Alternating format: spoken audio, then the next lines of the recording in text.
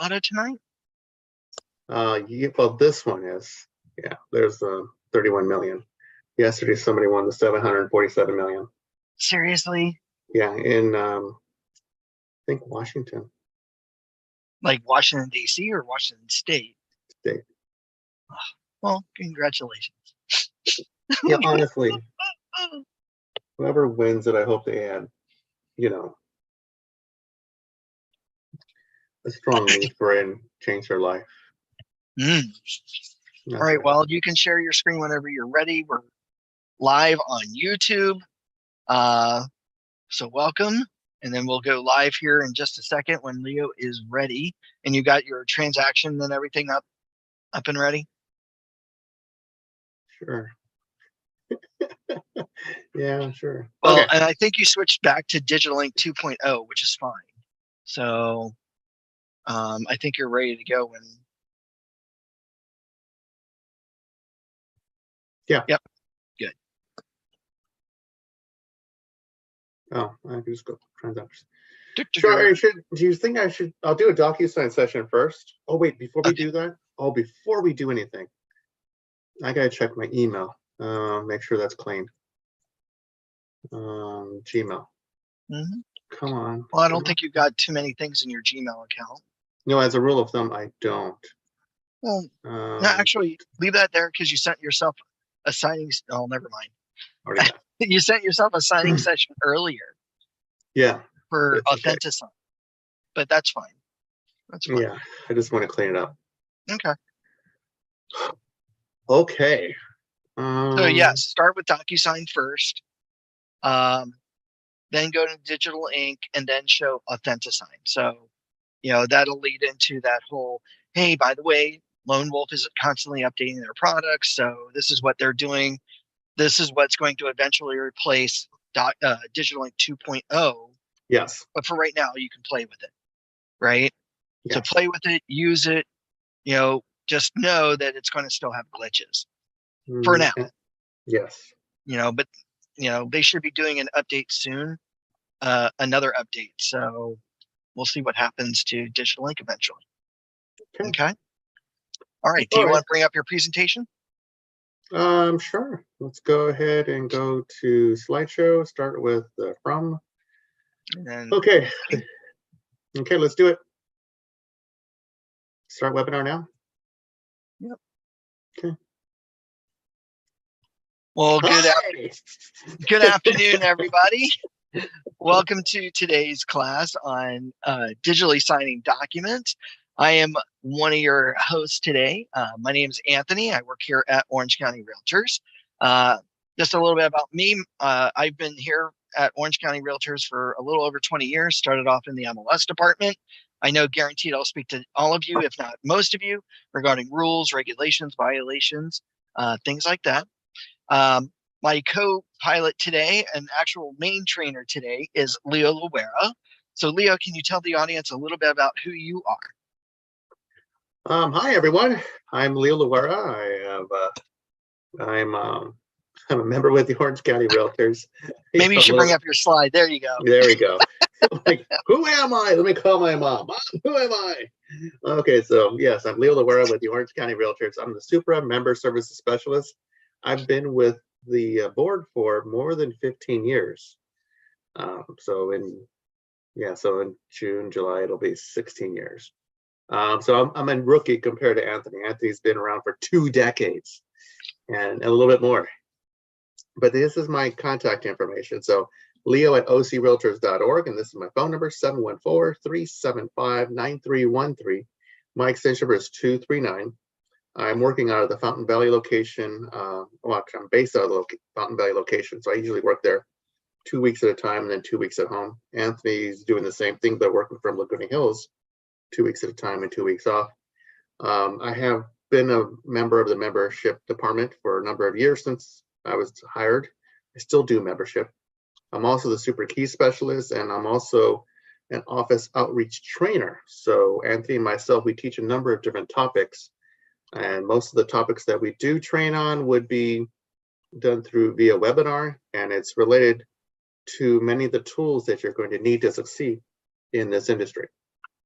So to get started, any questions before I hit the next slide?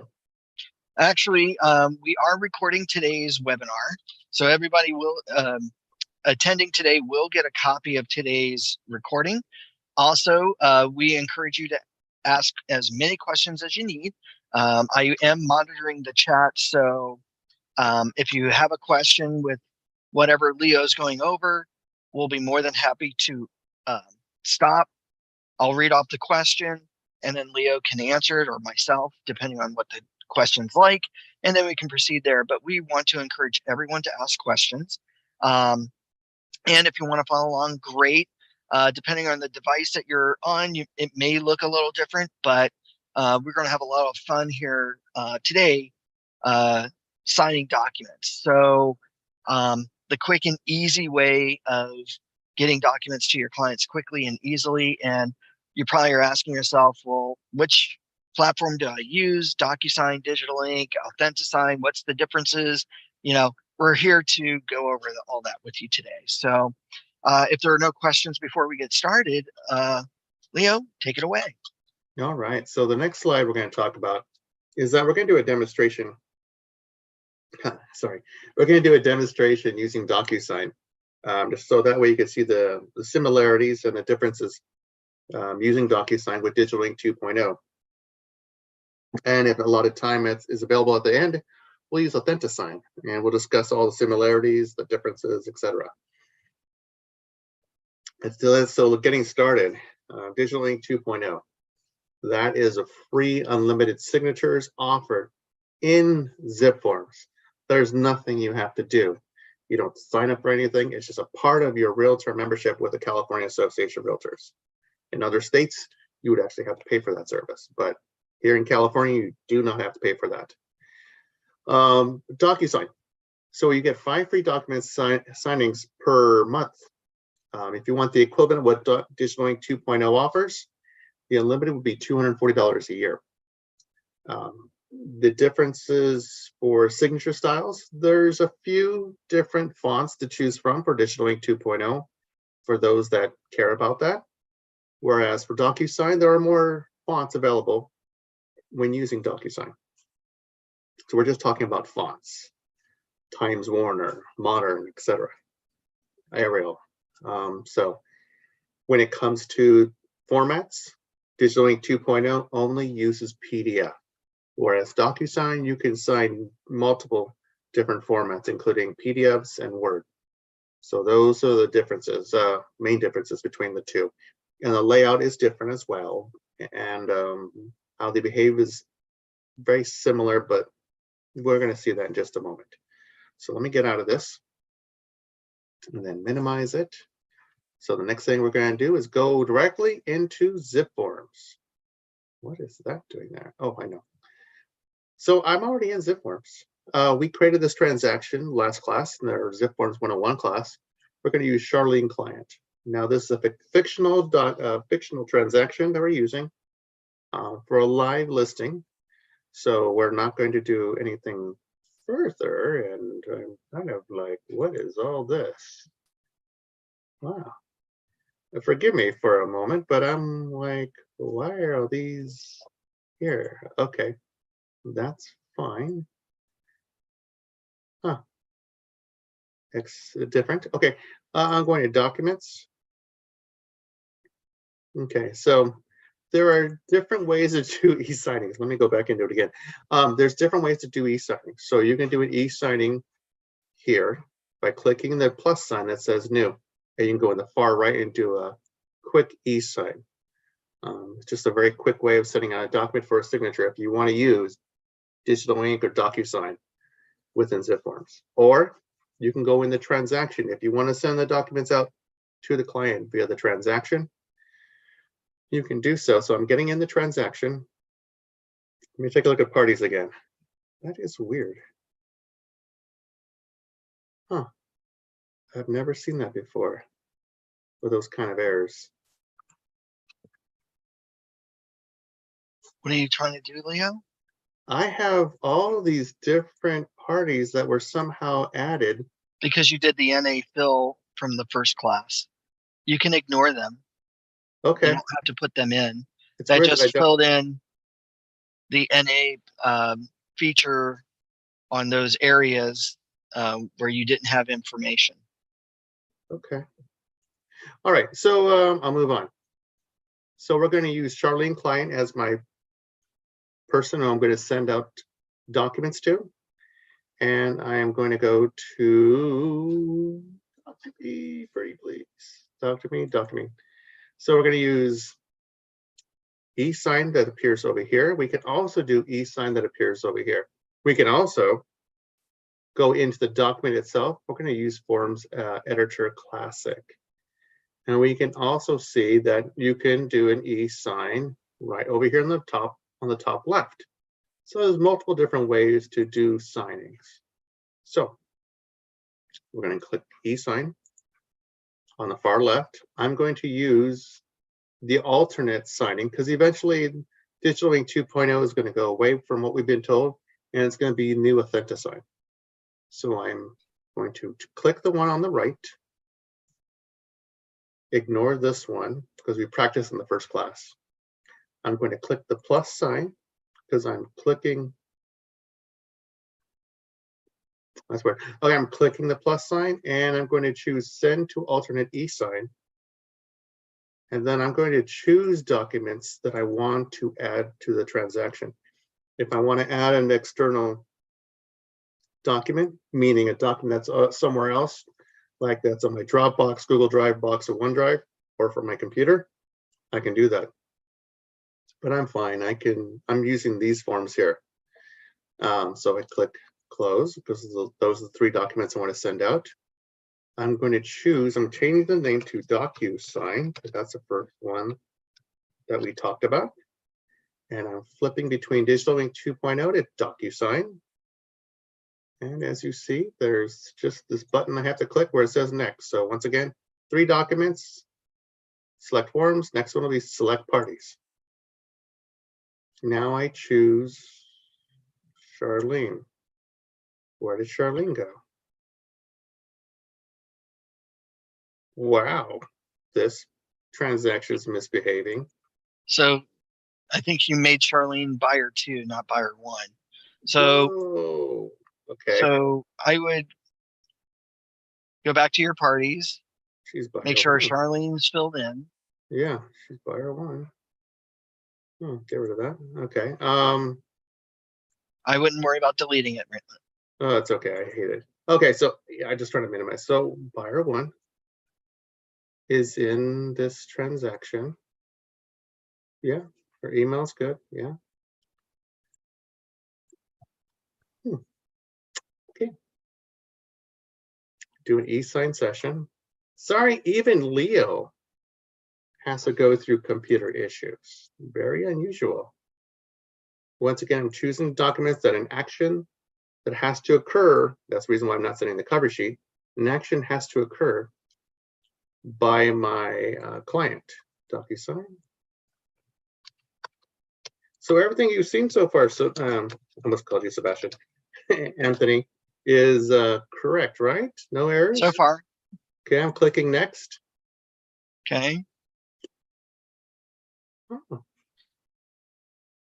All right. So change the first name and last name of buyer 1. Yeah, looks like because you can't select them without an email address. Yeah. Or And we'll have to take a look at that as to why that's happening. That shouldn't be happening.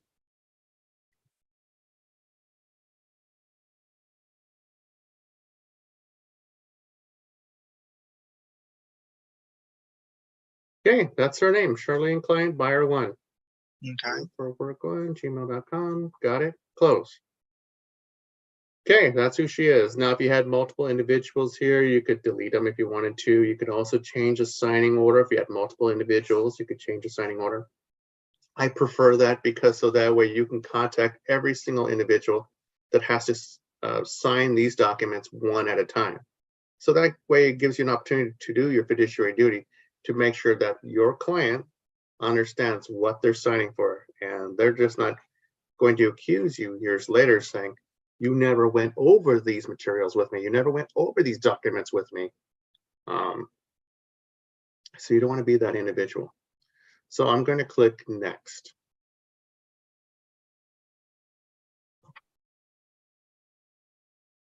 We wait a little moment. DocuSign adds its little all the fields and all the tools. And So Leo, just give can it a you quick moment. show how to add the documents one more time? Sorry. Okay, so let me close this up. Go ahead and get rid of it. Okay, so we'll go back to documents. And we go into e-sign. Send to alternate e-sign. New one. Send to alternate e-sign. This one, and this one. And if you want to add an external document from our hard drive, for example, we can do this one, for example, proof of funds. Okay, there we go. And click close, because you'll see it's right. Where'd it go? There we go. Click. There we go. All four of them. DocuSign session. And we're going to switch to DocuSign. And we click next. There it is again.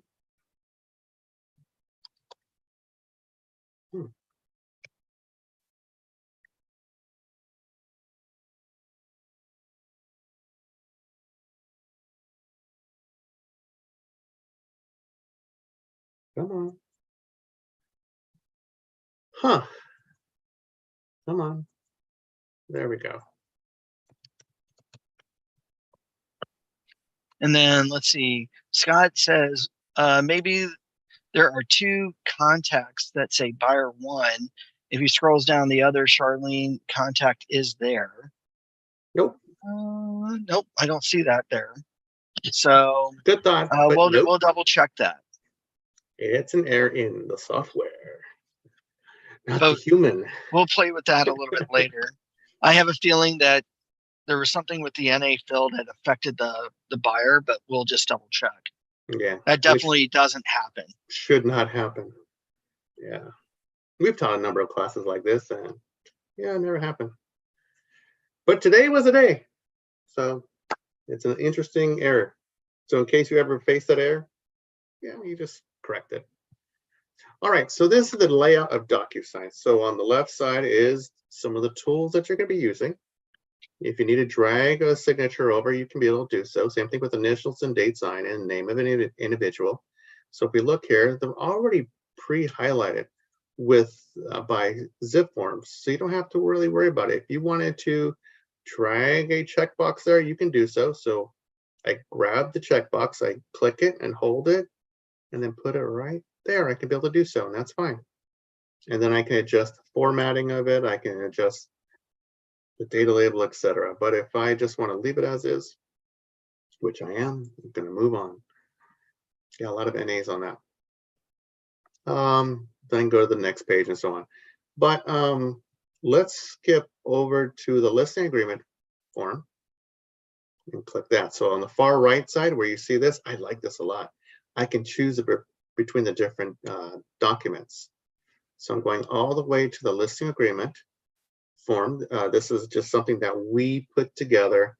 It's fictitious, so don't, I'm just showing you how to use the software, so don't put too much weight into it. Formatting, that's fine. I'm okay with that format. I don't want to change the font of it. I'm perfectly okay with that. Text, I could put the text over here, and I could type in Fountain Valley. I can spell it right, Fountain Valley. And that's going to be your read only. So I like this part too. The only thing I have to do now is just adjust the size of it. There we go. Just the size of the field. And that's pretty much it. Drag it down a little bit. There we go. And then I have to, because this is a PDF that we put together, this is the reason why there is nothing at all that is in here that is pre-filled out. So this was similar to a situation you may find when you have a document that has to be, that's given to you by your broker that has to be included with a package. So that is all in proof of funds. I have to do something here. I'll just do a signature, and then we'll do a date right there. And then let's do the name underneath it, just to make it fun. There we go. Okay, so we have to do some kind, any document you send over has to have some kind of action. So now I've sent it all up. Now the last thing I have to do is close. Or no, correction. I almost said close. I didn't want to do that. Click send. So are you ready? Cross your fingers. It should work. It's going to work. It's going to work. Positive energy. Positive energy. It's happening. There we go. Thank you for using DocuSign. So now I'm going to close the session. There it is. Just created. And now we wait for, on the other side, for your client. Charlene's going to pick up an email. There we go. Charlene has a document. So I open up this document. And there it is. Leora sent you a document to review and sign. So I'm going to have her click the link. I'm on the phone with her, letting her know. Sorry, Leo. We have a quick question. Sorry, how did the left tab appear under the search fields? So when you sent it out, or just as you were sending it out, is that what you're talking about, Afsana?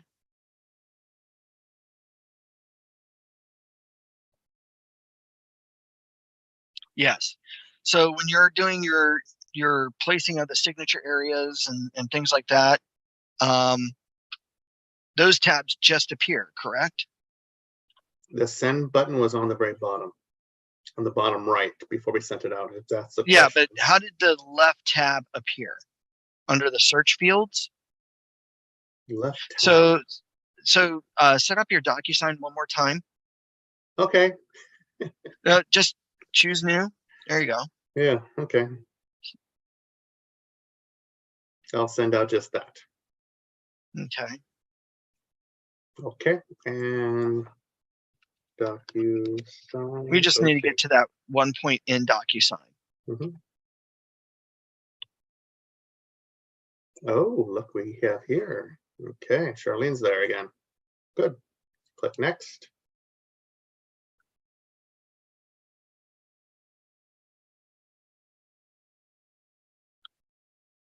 Wait a moment. Okay, now what tab are we talking about? So on the left-hand side, you have search fields. Is that what you're talking about, Afsan? So the search fields allows you to pick out what fields you want to look for there in the left-hand side to add into a transaction. So it's over there to the left. Do you see it, Leo? You were just there. At custom fields or above that? There it is. Right below that. Search fields. Do you see search fields? Yeah. So now you could type in, say, initial, and it will find the initial field for you. So instead of trying to go up and down that entire list trying to find that field, you could type in the field you're wanting to look for to be able to drag it and drop it into the document to instruct your client what you want them to do on that form. Does that help? Excellent. All right, I'm sorry, you may now proceed to sign. Okay, so I'm going to close this up. Okay, we go to the signing session. Okay, so Charlotte has received this email. So we're going to click to review the documents. So you're having a conversation with Charlotte to make sure she understands what she's going to sign.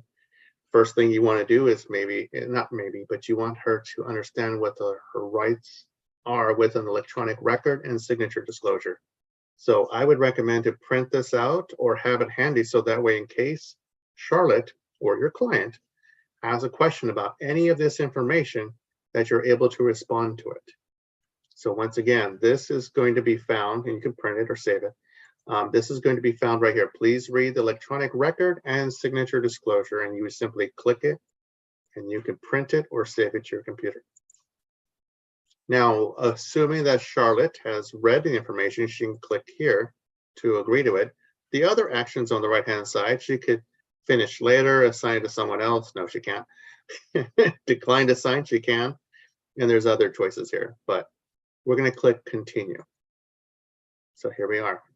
So first thing is what I'm concerned about, and this is true with the other signing sessions, signing services, Digital Ink 2.0 as well as AuthentiSign, is that when you click start, it skips to the first thing, but guess what? You've skipped all this reading material, rights and information that is pertinent to this transaction. So it's important that you go over this information before your client clicks anything. But once you've gone over everything, your client can now start signing. Now, the first field that requires a signature or initials, the client will be asked of what style do you want? So are you okay with this style? If not, you can choose to a different style.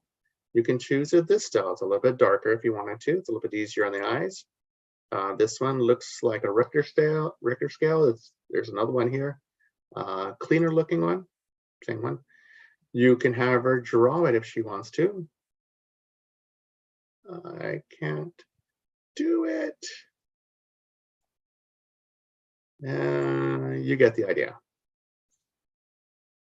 How am I doing, Anthony? Look at this. I'm doing it. Yay. Oh, that's horrible. Okay. Anyways, so you get the, and then you have if you have a signature already done, digital signature, you can include it up here and upload it from your computer onto here. But for simplicity, let's just use the font that's here. And now your client's going to choose adopt and sign. Any questions before I click this? None that I can see. Okay. So the client has already signed. Let me go back up and show you what it looks like. There it is, right there. Right there, the client has signed it already. Okay. So now I click next. I did that on purpose. I'll show you why. I click here, click here. I'm going to zoom out. So these are required fields to be initialed. As you see, it's a required initial here. There will be two that'll be optional. See how this field looks? I'll show you what it looks like compared to the one that says optional. Of course, you're not going to be doing the same thing I'm doing. You're not going to be saying, just click, click, click, click here. But to save time, we're having me do that. So this is the optional one. So once I click here, I can say, yes, my client has agreed to it. See, client has signed right there. If the client does not agree with it, then they can forego it and go into the next one. And that's okay. So it will not be a required field.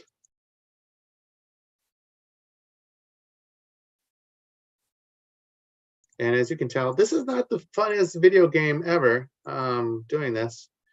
But before we sign this one, I want to show you the fields that we did. Okay, so we uploaded, we put the date on there. We put Fountain Valley there.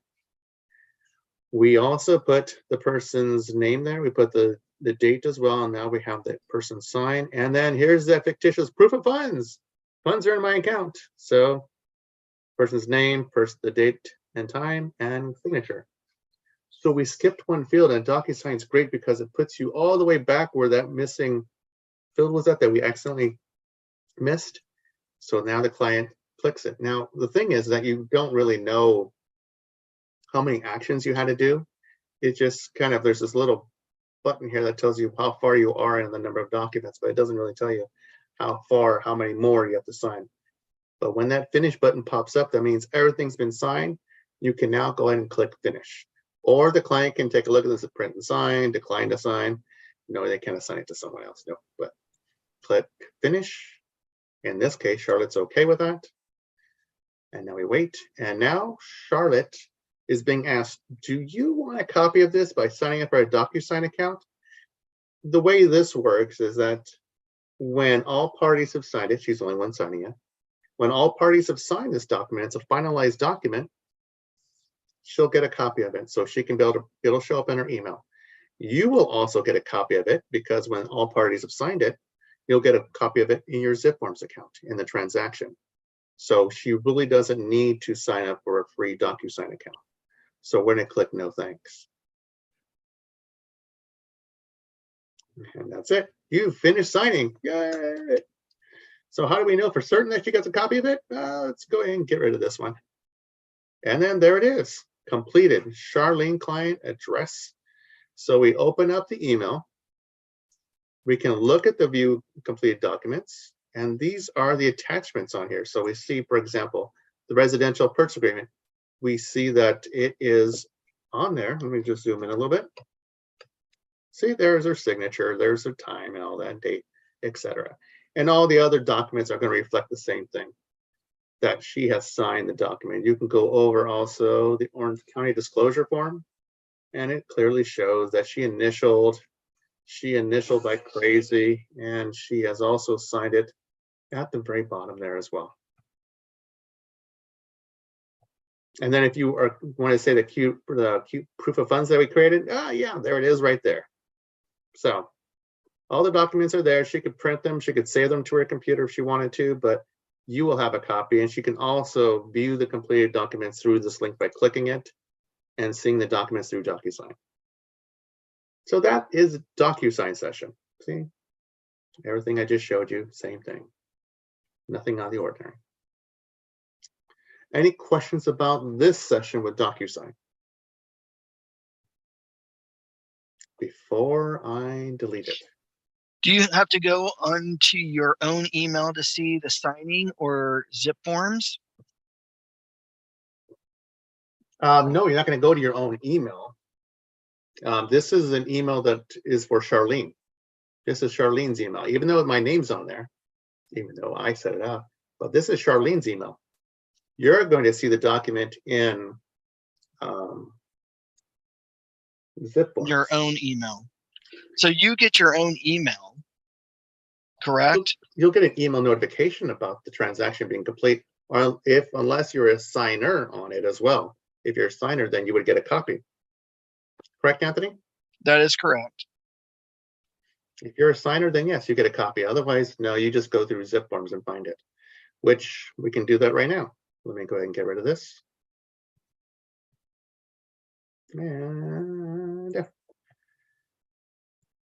back to list, back to transaction. We take a look at this beautiful transaction. We go to the e-signing session, and we'll see that here it is, the DocuSign. See the icon there? It's kind of hard to see. The DocuSign session is right here, and it's complete. I thought it was complete. Really? I just did this. Oh no, that one's complete. Oh my gosh, I can't read. So that particular one is complete. So I can click each individual document, take a look at it, and I can see that, yes, indeed, Charlotte has signed the document. So this will stay in ZipLogic's zipForms for 7 years, because it's considered zip vault. A zip vault is how zipForms stores the documents. After 7 years, it's going to fall out. You'll get a reminder about it as well. So here's an example. So you can be able to send this document out to someone. You can be able to print it if you wanted to. You can download it. You can add more e-signs onto this as well. You can mark it up, etc. So, but if you wanted to print out of it, you could be able to do so. See, you can print. I choose not to print this one out though. All right.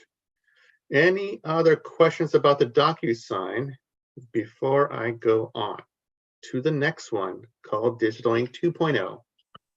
Now, mind you, this is a paid service. So because we had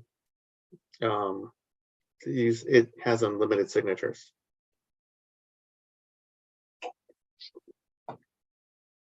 And the paid service is what again? $240? $240 a year. Woohoo! Yes, $240. Lots of gas money. don't get me started about my gas prices. Okay, so anyways, so we're going to go to a new signing session. So now we're going to choose, once again, the alternate e-signing service called Digital Ink 2.0. We're going to also choose the same ones. I'll just choose these two for right now, so we can add an external document later. These two, where the documents at? There they are, down there. If we wanted to dump one, we can be able to do so and click it. I'm going to call it Digital Ink 2.0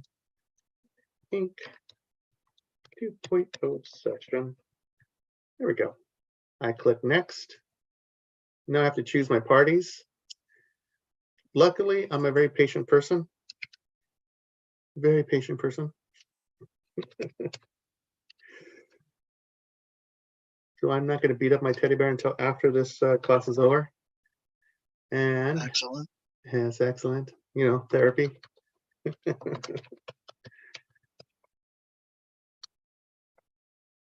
You know, one of these years that this AI technology will kick in and life will be so much better. Okay, Charlene client. There we are. Fire one. All right, and then now I scroll down to close. I'm going to click close. So there's Charlene client. There's her email address. Great. Now with Digital Ink 2.0, I can choose the security option of having her, can't see it, having her get an SMS authentication, meaning she would get a text message because I have her phone number on the profile, assuming it's there.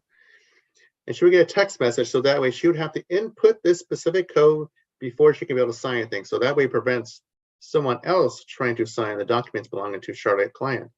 An interesting conversation that Anthony shared with me long ago was that there was an agent who told Anthony that, hey, we had a scenario where my client called me out of the blue saying, did you send me documents to sign right now or a transaction? And the agent said, well, yeah, but we're going to go over it later. He says, well, I'm getting a text message to input a code. As it turned out, the client's son back at home opened up dad's computer and was going to sign the documents on behalf of dad. That's a no-no. So just a good thing that this security option was there. It's $5, I believe, for a signing session.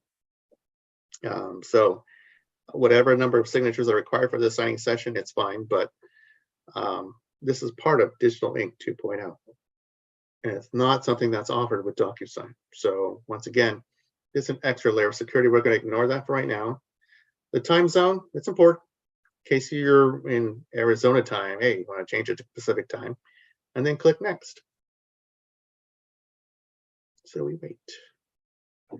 So now when you go from that last page to this page, true for DocuSign and Digital Ink 2.0, there sometimes is a delay because of your internet speed.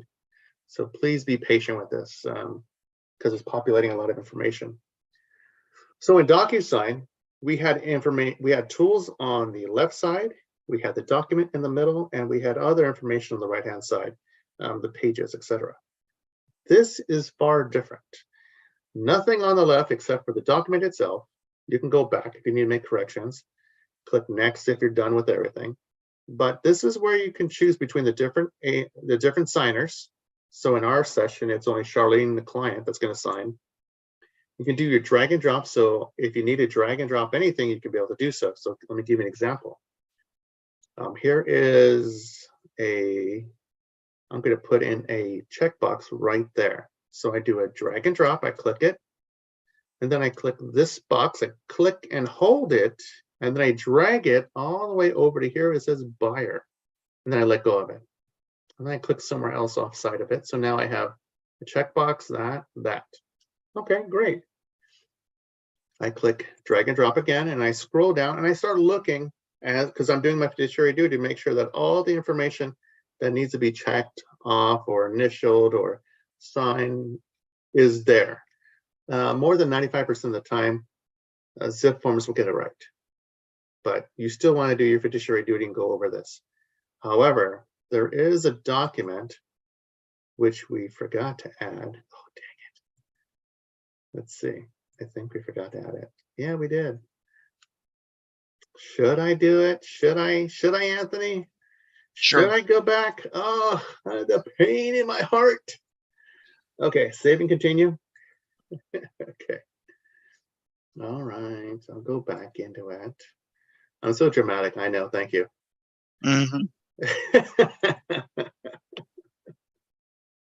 All right, let me go into it. I forget how to go into it again. Go into, no, nope, not edit signer, that's good. Are you trying to add a document? Yes, I have to add a document. So go to new.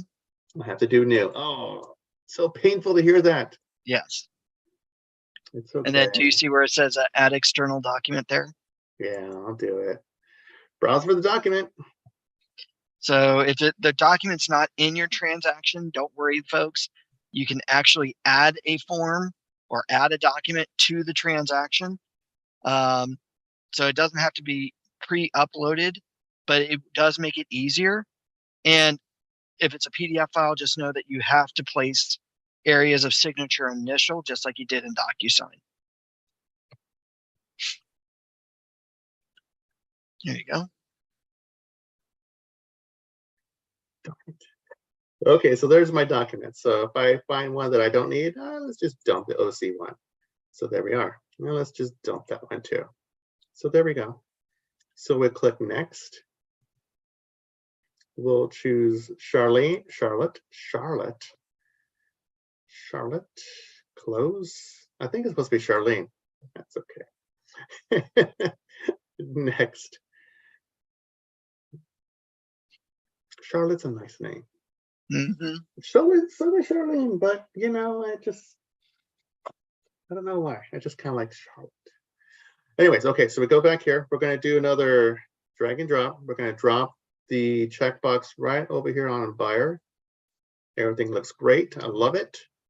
So then I'm going to, instead of going through page by page, I'm going to click drag and drop. I'm going to click this and I'm going to choose not that, but I'm going to go at the very end, go proof of funds. So I have the ability to either go to the next page like this, go to the very end if I wanted to. There it is. I can go to the very beginning. So this is, I like this a lot. So I can go to the very end and then I can do a markup, add a checkbox, and then drag it. And then make it really big. And I could write down Fountain Valley, California. Whoa, where'd it go? Where did my writing go? Okay.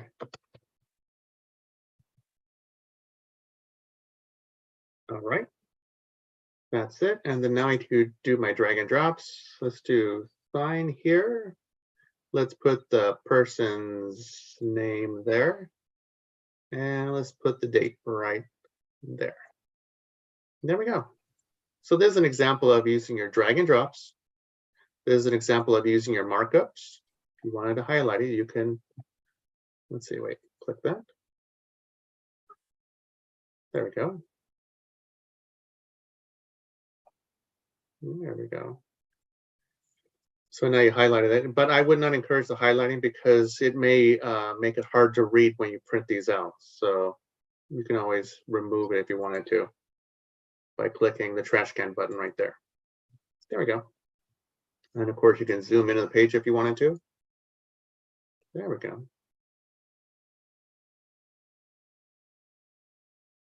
Where am I at? Oh, page 25. There we are. So that's pretty much it. There's different layouts if you want to. I've never used the layout, so forgive me. I'm going to skip that. And then there's different options if you want to clear everything and then print and download. But you know, everything we've done here, it's done. It's ready for Charlotte to sign it. So I'm clicking next. Now, this is something that I really like compared to DocuSign because DocuSign, you just send it and it goes. That's it. But with Digital Ink 2.0, you can put a customized message here. So I'm going to put at the subject line, please sign these documents.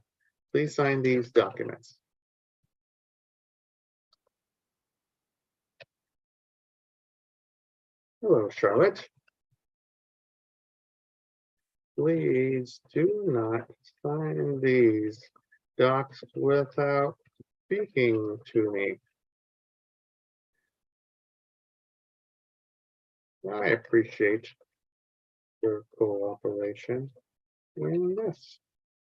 And then just Leo, whatever, if you want to. This is, you don't have to, this is verbiage you don't have to copy, but I'm doing my version of it. So I'm going to send this out, and you're going to see what I wrote down. It's going to be in that email that our dear friend Charlotte's going to be able to see. So I'm closing this window down,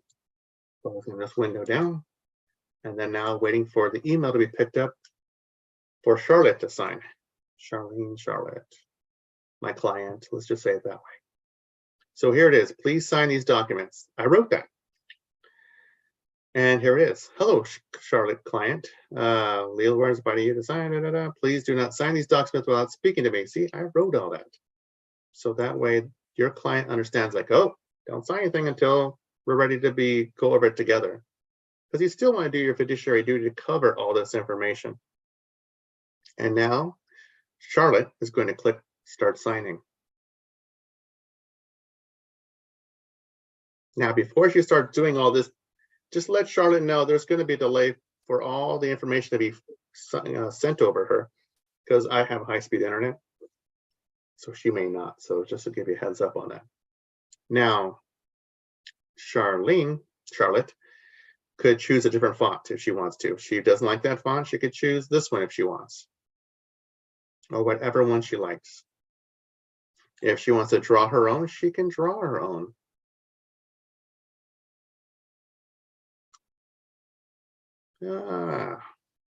Horrible. I know. Horrible. So you get the idea. We're going to just choose with this one. Now, just like in DocuSign, she has some rights for this. So she has to be aware of her consumer consent disclosure. You could view that as a PDF. You could print it out for her and go over, answer any questions for her. This is the end user agreement that you have to be aware of as well. So in case she has any questions, you can quickly answer those questions for her. But assuming that you have gone over this information with Charlotte, she's okay with it, then she can click accept. So now it's a matter of she can click start, or she can scroll down and click the first field. But before I do that, does anyone have a question with anything that I've covered so far? Because I know that I've done a lot of talking. And I've taken a few breaths between now and then.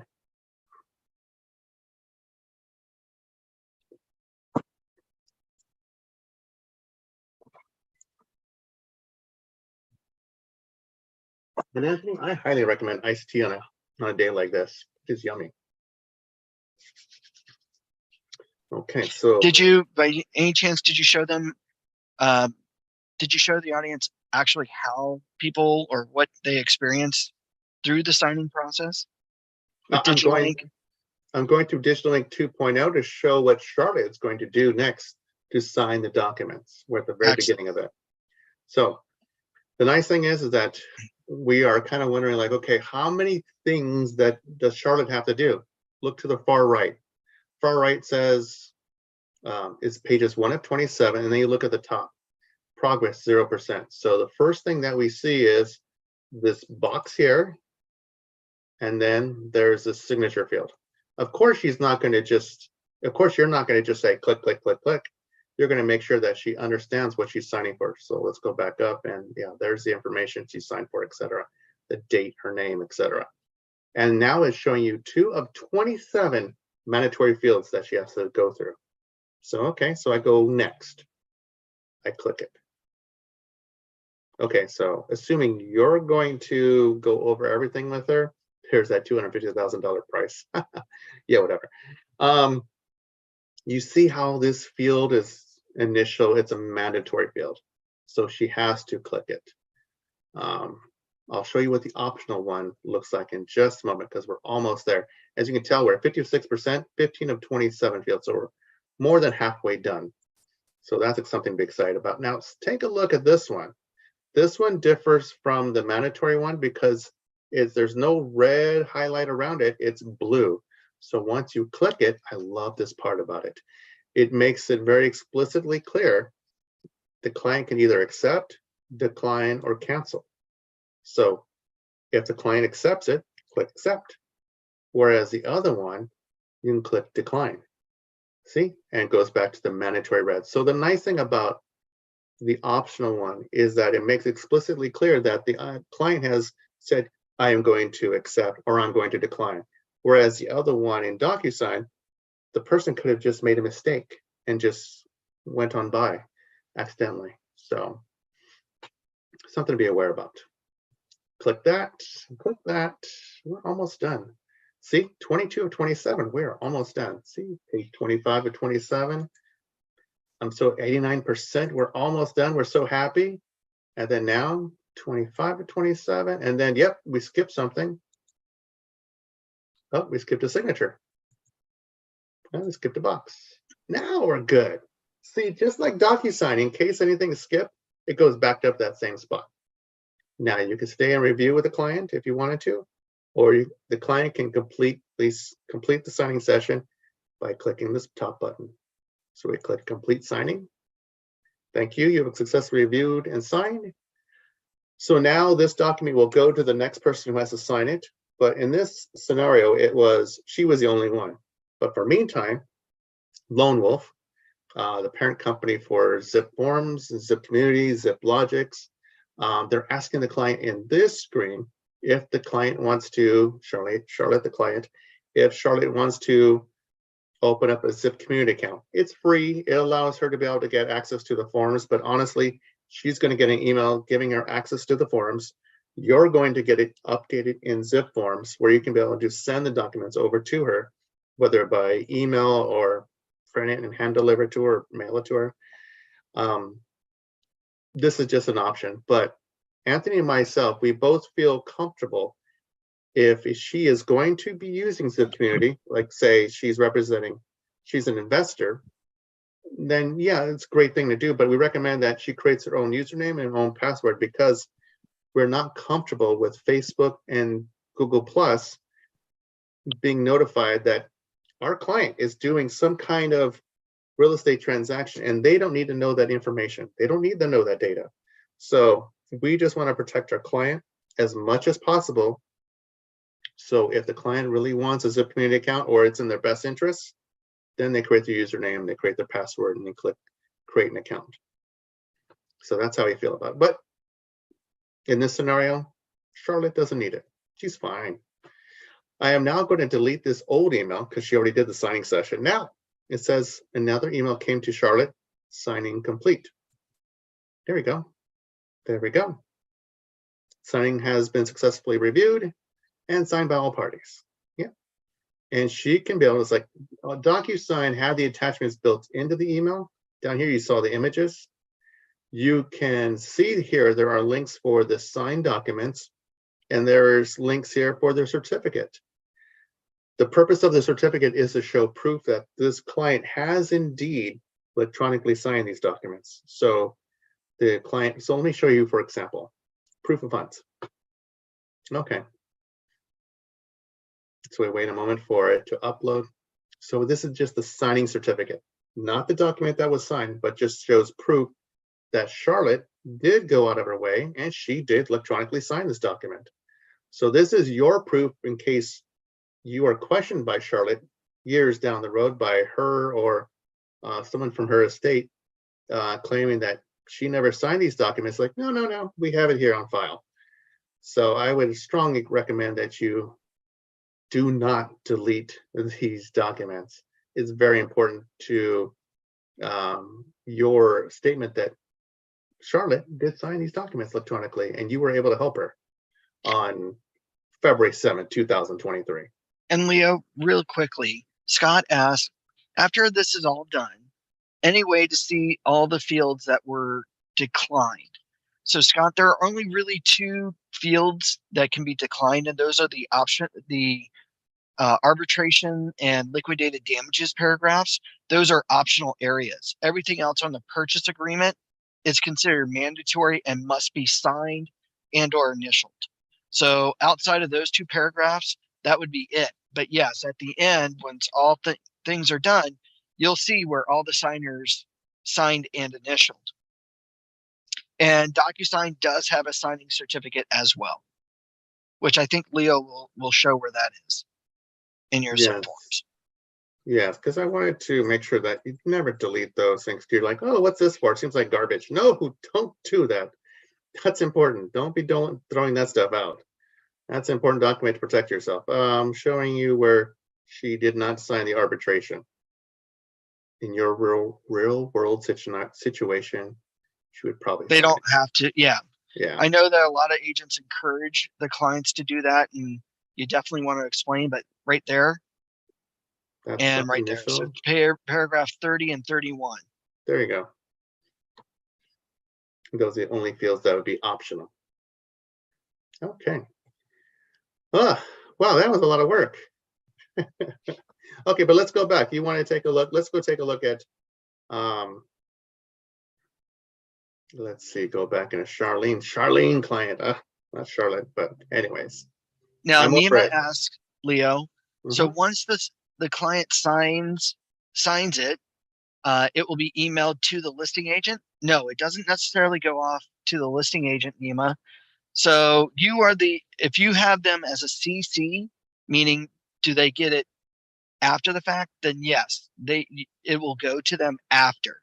But if not, if you don't include the listing agent in the signing package, which I would definitely not, which I would definitely recommend that you don't do, then it will only go back to you and your clients, and then you can take the signed documents and then submit the full offer package to the listing agent if you choose. True. Does that help? She says, okay, thanks. So sorry, Leo, you were saying?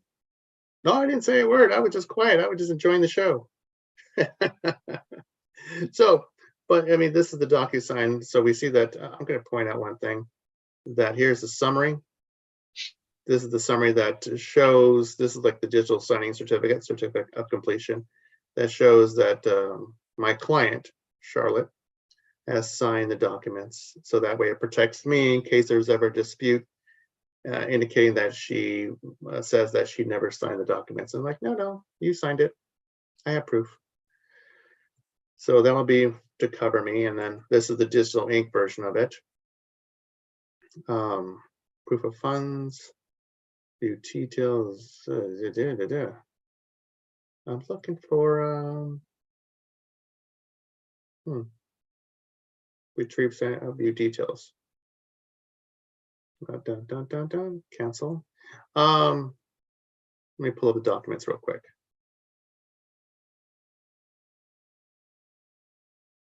In just a moment, this will populate on my screen. Please stand by.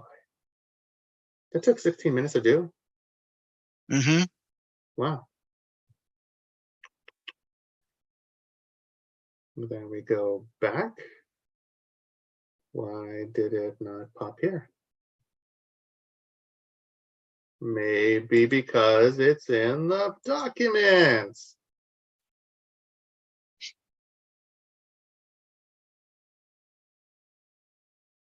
There you go. So there we go. My signing certificates are over here. There we go. Authentic signing certificate showing proof that Charlotte did sign those documents.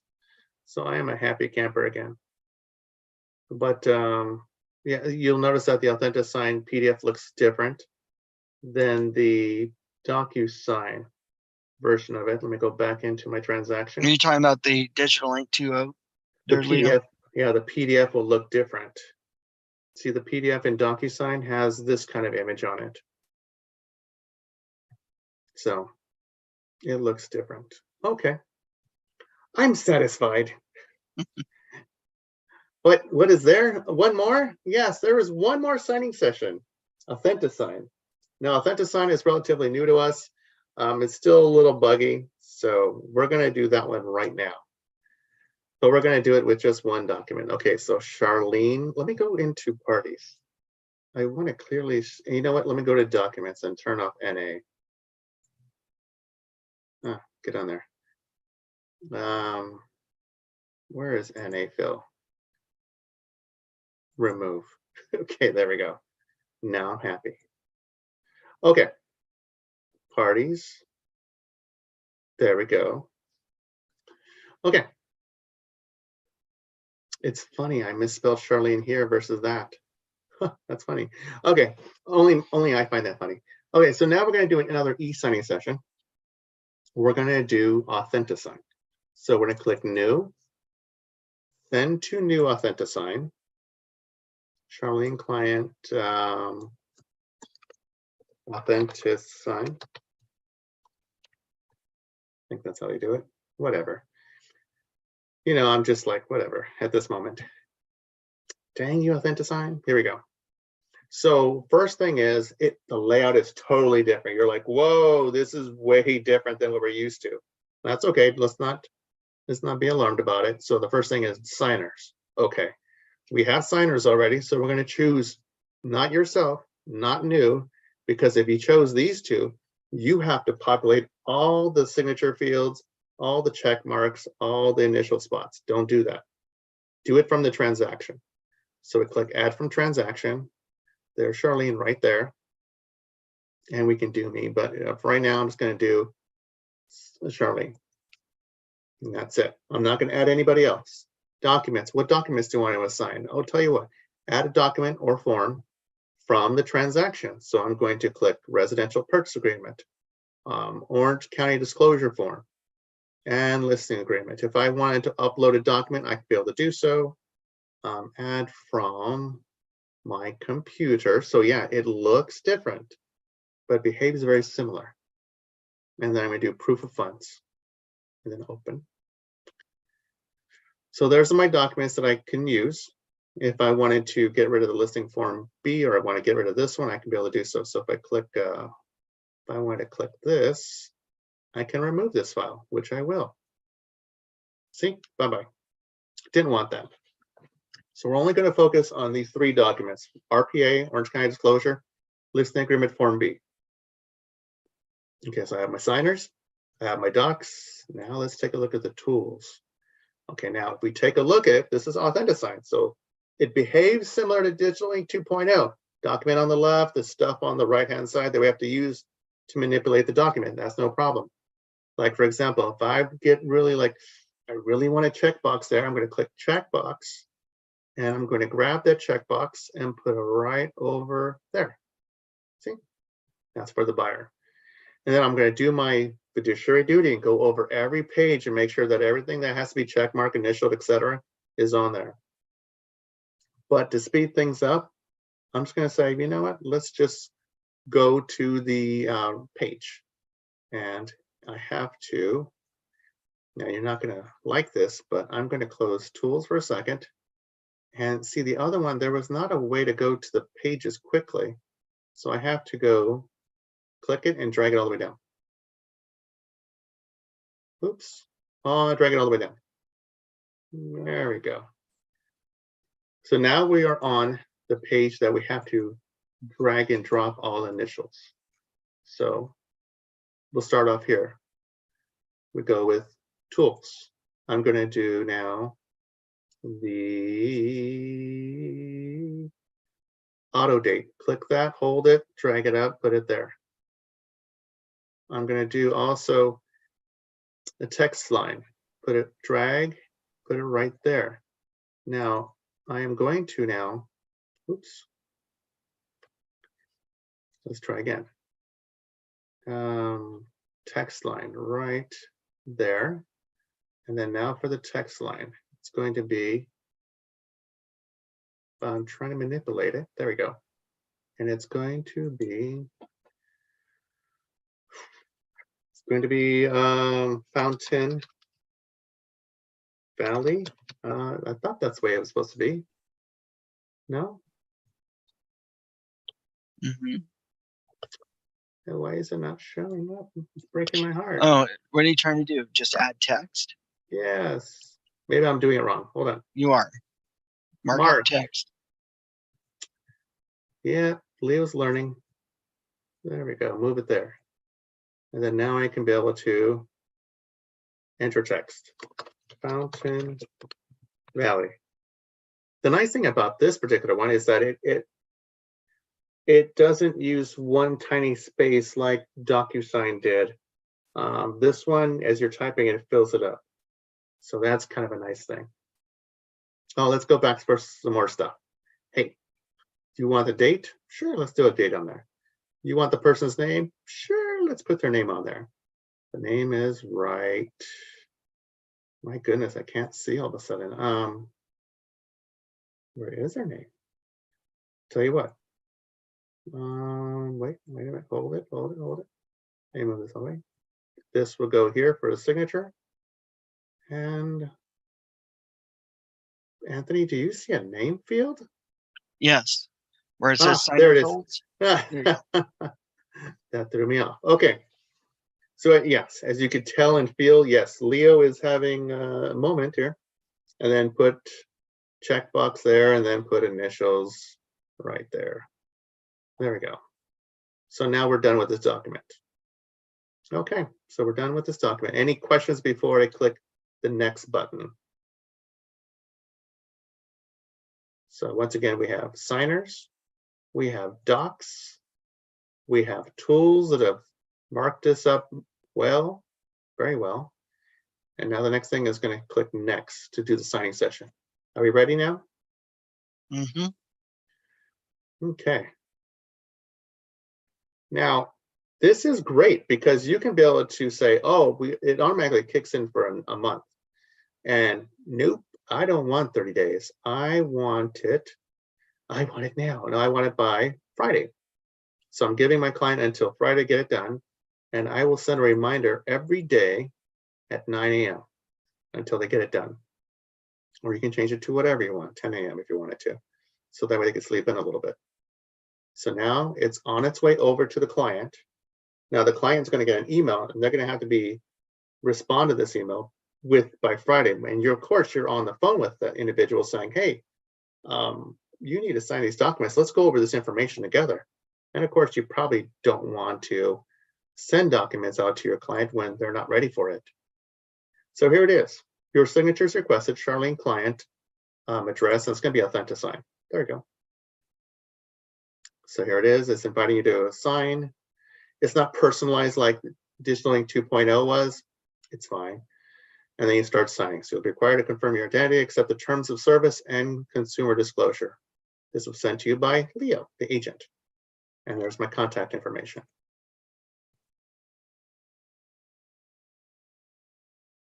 So this is important because now this discloses, this forces the client right there in the middle of the screen, their consumer consent disclosure, the Lone Wolf terms of service, Lone Wolf's the parent company of ZipLogics and zipForms, supplemental terms applicable to electronic signature products.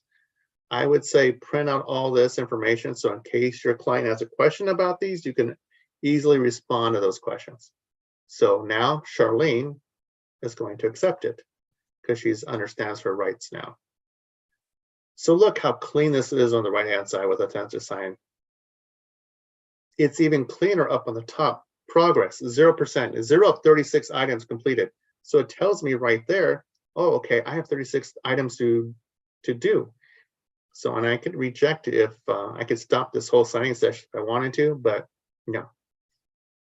So the first session is that. The first session, just like in Digital Link 2.0, when they click it, they have to choose a font. So in this case, there are a lot of different fonts to choose from. She can go with this one. She can go with that one. Oh, how nice. She could draw her own, just like the other ones. She can upload her own if she wanted to, but we're going to choose this one. Remember my signature for future signings? You could leave it on there if you want to, but I'm skipping it. I'm going to have Charlene click this box for fire. What is that? Okay.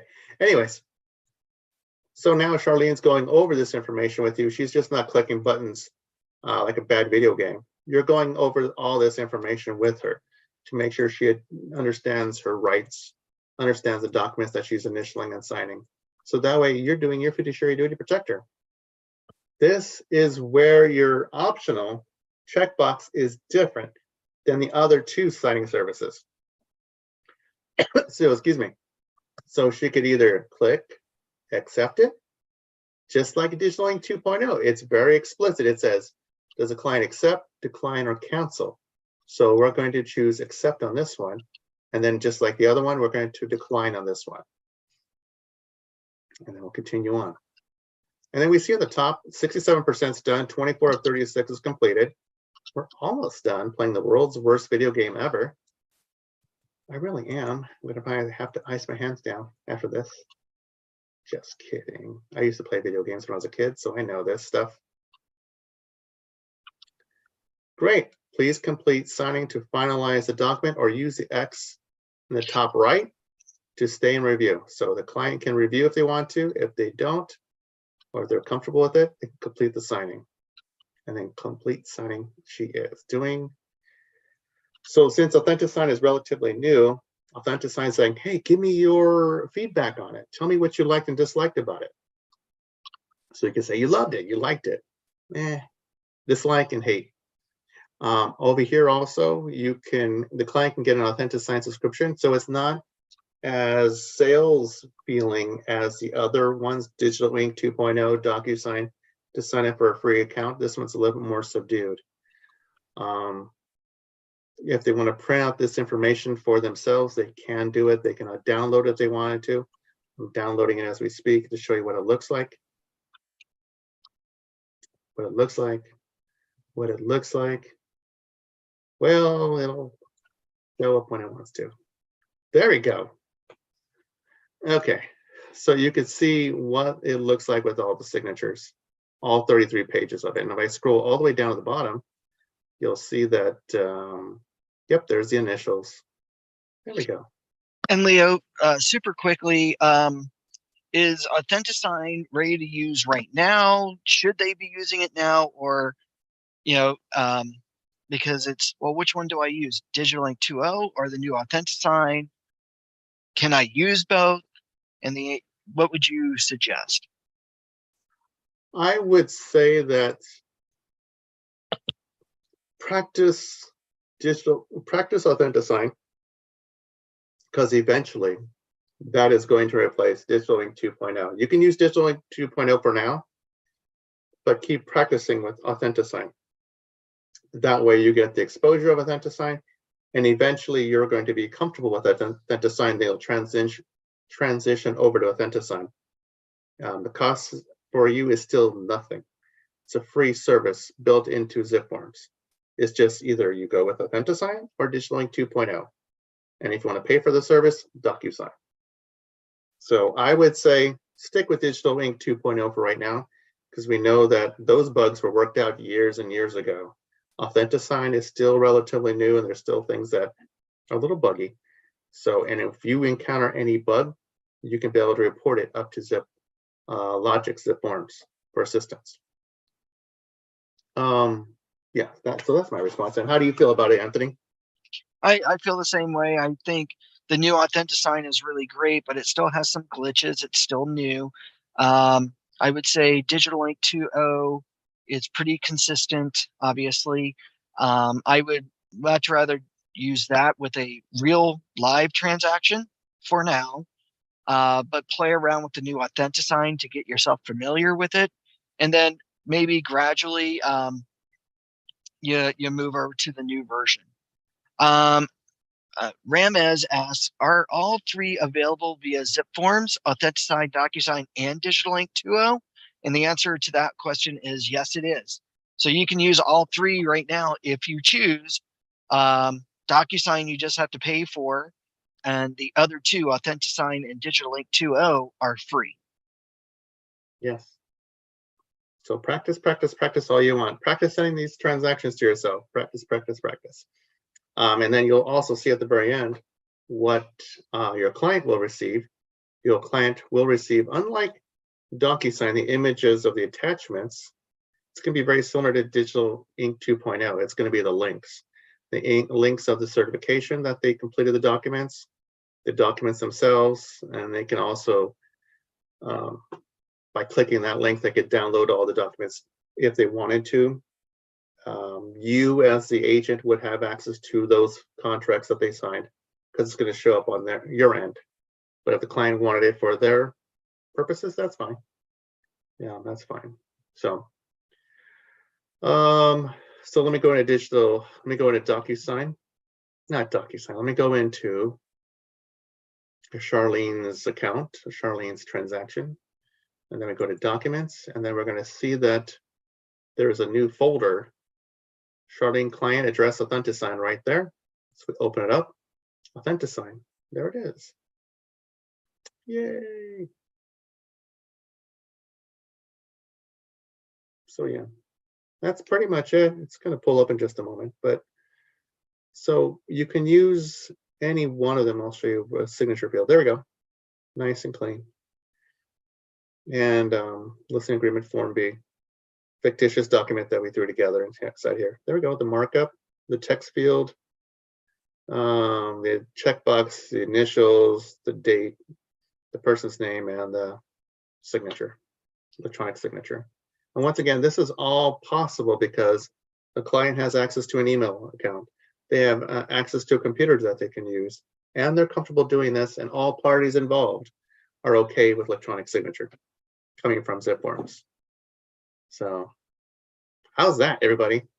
That was a lot.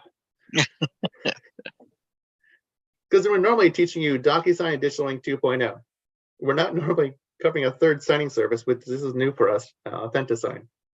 So yeah, it is a little new for us, and it's a lot more Leo, talking about. can you send out the TDS and or SPQ via Digital Link, DocuSign, or Authentisign? Can like the seller fill out that form using those tools? You can, yeah, it can be done.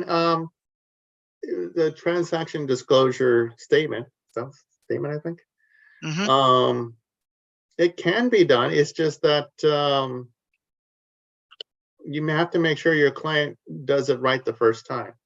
In our next class, we're going to talk about the share function. The share function allows you to send the document over to the client using Zip Community. Zip Community was seen when we're using Digital Ink 2.0 at the very end.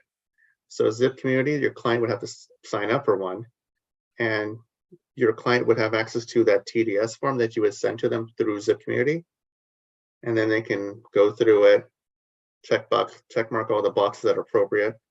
And then you could review it on your end to make sure it's correct. Because for example, if they skip the field that says if they have a heater or not, a water heater, electric heater, you'd be like, well, you have no heater, is that right, Charlene? They're like, no, I have a water heater. You're like, well, you didn't check mark the box. Like, oh. Then she can go back and check mark the box and then say, how does that look? Like, oh, looks great. Okay, do you have a pool in the backyard? Yeah, I have a pool. Well, you didn't check mark that either. Oh, darn it. So you can go back and forth. Whereas if you want to email it, the TDS form to the client, you want to make sure that the client is very detail oriented and can get it right the first time. So it would save a lot of back and forth if you do the share function versus emailing it straight out to them for them to check mark everything and then sign at the very end. My opinion. Mm-hmm. Oh, well, that was a lot of talking. And then Ramez asks, are all CAR forms available in the zipForms platform? The answer to that is yes. zipForms has more than 410 forms to buy, sell, lease properties in the state of California. So a lot of forms. Yes. Yeah, if you go through forms, you could spend a good amount of time to count if you wanted to, but I would say no. You have other things to do rather than start counting. Like, no, don't do that. So yeah, there were well over 400. Anything else from anyone else? I know this was like, whoa, this was a lot of information, but don't worry, we've recorded this so that way you can practice on your own, and hopefully you won't get the same NA problem that I kept getting in this transaction, and hopefully you won't misspell the name of your client like I did. Oops, sorry, Charlene. So any other questions? Now, as far as like, how can I access the recording? You should be emailed a copy of this recording. But if you want, you can go to my YouTube channel. So if you go to youtube.com, you should be able to access the recording on OC Realtors' channel, as well as my channel, which is Tony, Tony. My last name is spelled Brie. E is an elephant, D is in David. So if you wouldn't mind, Tony, Bried. there you go. And then from there, you'll see him. my picture. And then if you click on that, go to videos or live. And actually go to live, Leo. That's Live. him. And there we go. We've got our zip forms. We got our advanced digital signatures. You can access that recording from there. And then Wow. you should have this also on ocrealtors.org. Or I should say OC Realtors. And they have their own YouTube channel as well, which this video will be displayed there. Yes, we have a large library of videos, as you can tell. See, Supra, zip forms, market, laws, etc. So if you wanted to narrow it down a little bit, maybe type in zip form. And there you go. Some past classes that we had online that you can be able to review as well. And then this recording will end up there as well. Mm-hmm. I don't have a YouTube channel. I'm antisocial. I'm That's kidding. not true. I thought you had one. I haven't played with it. Sorry. I'm a viewer. I'm not a content provider like you are. That's not true. Well, but that's for a whole nother discussion, Leo. Stop telling my secrets. Okay. So once again, if you have any questions, feel free to reach out to myself, either myself or Anthony. Our website's ocrealtors.org. You can find a lot of information that we cover. I mean, we have some information on our website through our video library. Under education, just click the video library. And then you will see on the very bottom here, oh yeah, a tile just on zip forms. And then you'll click the tile and it'll give you a list of the videos related to zip forms that you can be able to watch. And these are just past classes that we have recorded. Wow, there's us. Okay. I guess that's it for me. That's all the torture I have for everybody today. But if you have any questions, like I said, this is me. And Leo at ocrealtors.org, 714-375-9313. My extension is 239. And I'm really good at responding to voicemails and emails. If I'm not available to take your call, yeah, I'll definitely call you back. All right. I guess that's it, Anthony. Anything you want to add to it? Let's see. We were just being asked what's going on at 3. Our third and final class today will go over advanced tools. So Leo is going to show things like how to create a transaction using your NAR benefit called Realtor Property Resource, which is great when you're representing a seller or a landlord. You can create a transaction from the tax record data. How to share documents out of a transaction with a client so that they can fill in things electronically, like the TDS or SBQ or the ESD. You can also, take advantage of some of the other tools that zipForms does have to offer. So at 3 o'clock, it should be a really good class. So thanks, Paul. I'm glad that you enjoyed it. Other than that, I hope everybody comes back, and we look forward to having you. All righty. So we'll see you later. Take Bye, care. everybody. Have a great rest of the day out there. Bye-bye.